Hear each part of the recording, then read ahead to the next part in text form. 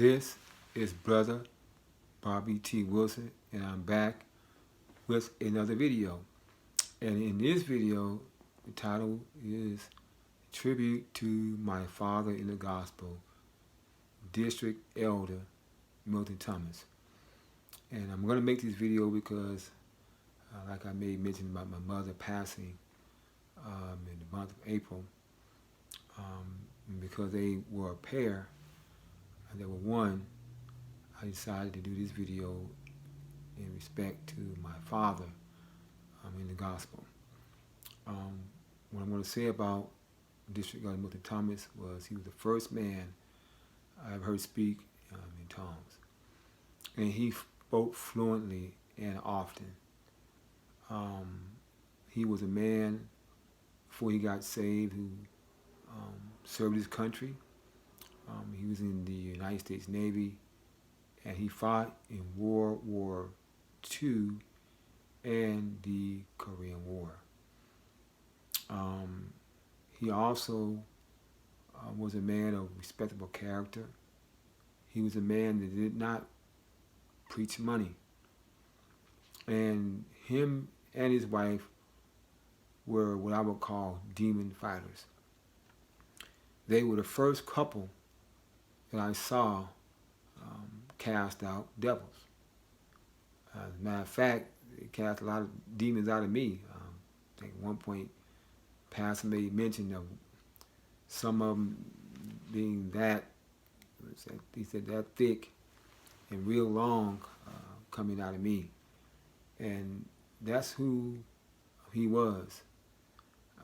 I like to think that, and I feel that he had a conversation with the Lord, and he told the Lord that he was not going to fail us men. Because when I came to True Light Apostolic Church out of San Diego, there was a lot of men that was coming in.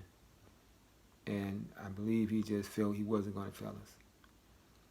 And I believe he did everything in his power not to fail us young men.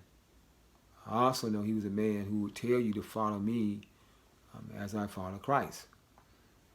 And he would often say, when I don't follow Christ, then don't follow me. And I'm paraphrasing, but that's basically, that was his attitude.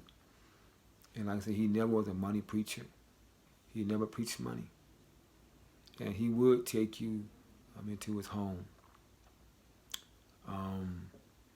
He also was a man, he would give you, he'd give you a chance. And he never would call you out over the pulpit. I mean, a little bit different from me. But he would never call you out over the pulpit.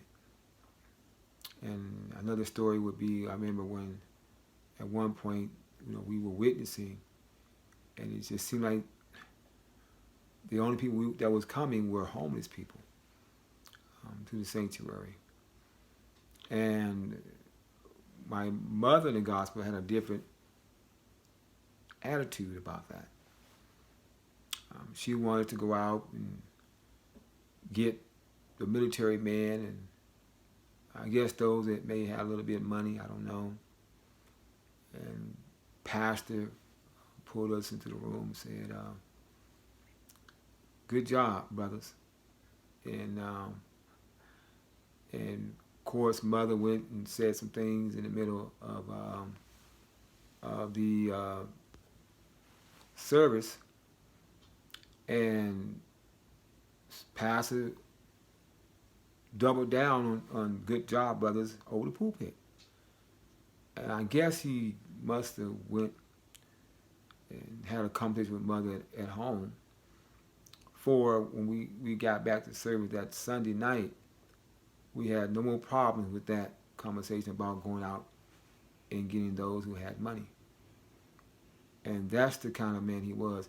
He was not taking the side of his wife when she was wrong, and vice versa. She didn't take his side when he was wrong.